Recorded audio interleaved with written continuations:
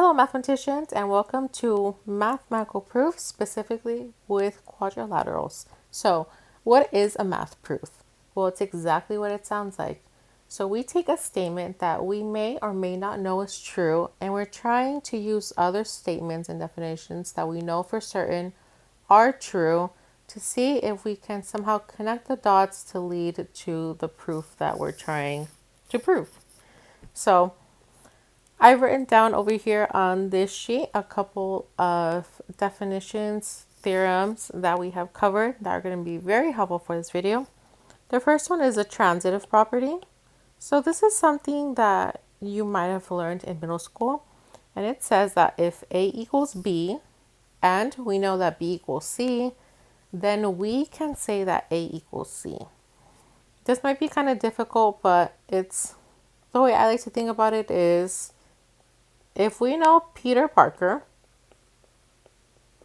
is Spider-Man, we'll put Spider-Man, and we know that Spider-Man is a Marvel team member, then we can say that Peter Parker is also a Marvel team member, which is true. I mean, he's just under a mask, but it's Peter Parker. Hopefully that example helped. The next section we have are some angle definitions, most specifically about congruency.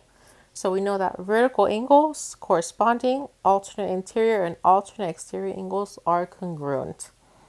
The last section I have is that triangles are congruent. So back to our middle school thinking, you should have learned that some triangles are equal to each other. And we can know this by either looking some of their angles and their sides. So here are some definitions. If you have two triangles and all their sides are the same, then you can say that the triangle is the same. If you have two triangles and they have a side angle on another side that are the same, then you can say they're congruent.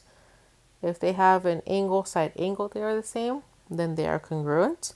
And lastly, if you have two triangles where two angles and one side are the same, they're also congruent.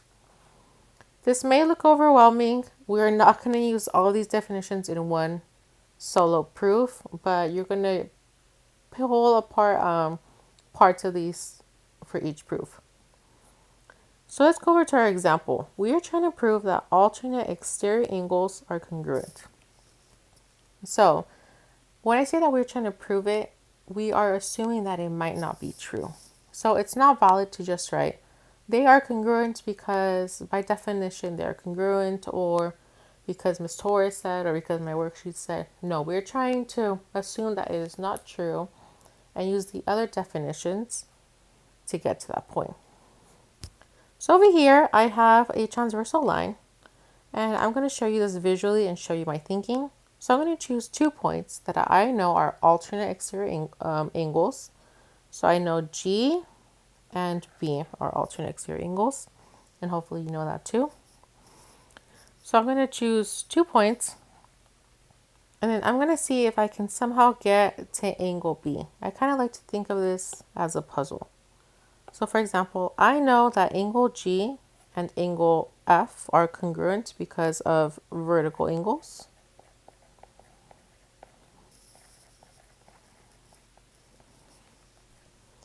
And then I know that angle F is congruent to angle B because of corresponding angles.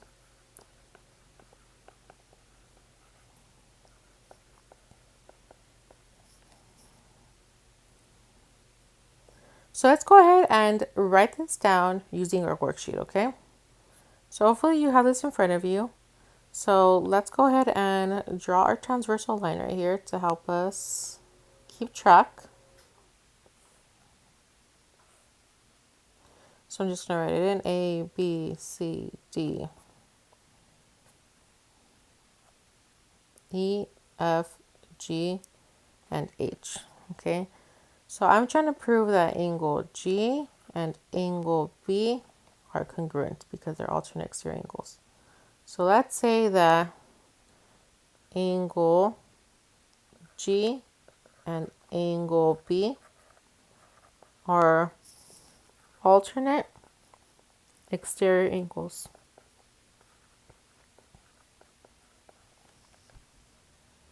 So we're basically claiming, okay, these guys are in the correct position, okay? Well, if we remember, I said that angle G is congruent to angle F. Angle G is congruent to angle F. Remember, we use this sign to denote congruency. We don't just use the equal sign. We're using the little wave at the top. And we use these angle signs to let us know that we're talking about angles. So I know that angle G and angle F are congruent. So over here on my right hand side, I'm going to write my reasoning. Why do I know they're congruent? They're congruent because they are vertical angles. I almost put corresponding.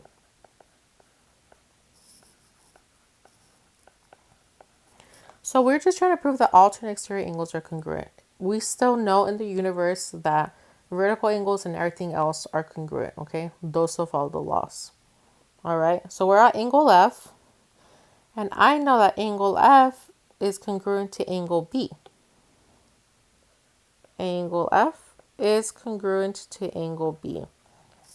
How do I know they're congruent? Well, these are corresponding angles.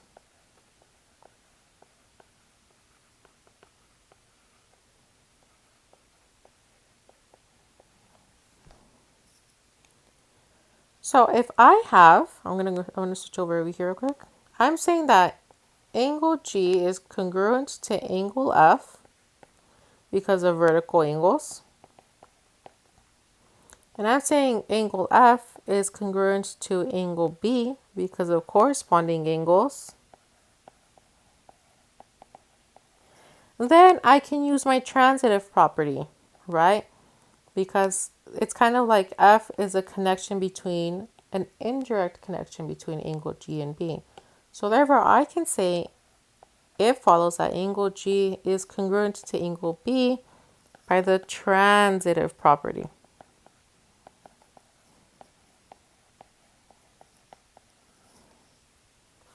So that is what I'm going to write over here.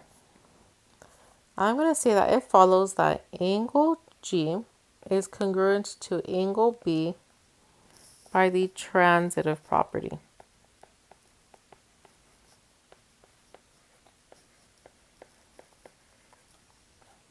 And we are done because that was my goal, is I was trying to prove that angle G and angle B were congruent without using the alternate exterior angles definition.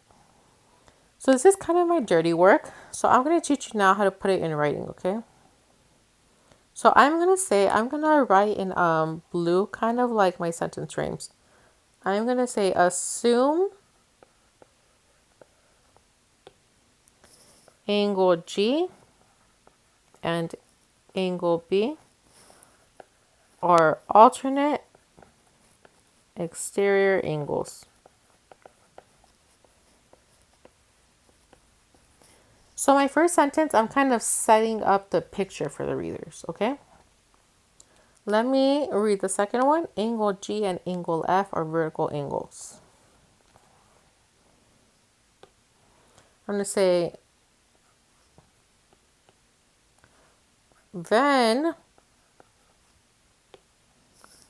angle G is congruent to angle F by the vertical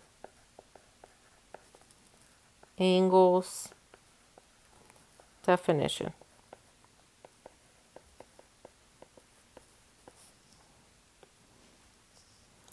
And so I wrote this sentence. I'm at this sentence now. So, and angle F is congruent to angle B by, I probably should have written the corresponding angles definition.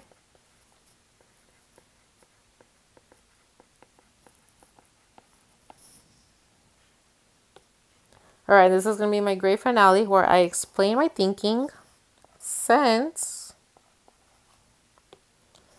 angle G is congruent to angle F, whoops, I forgot my angle sign. And angle F is congruent to angle B by the transitive property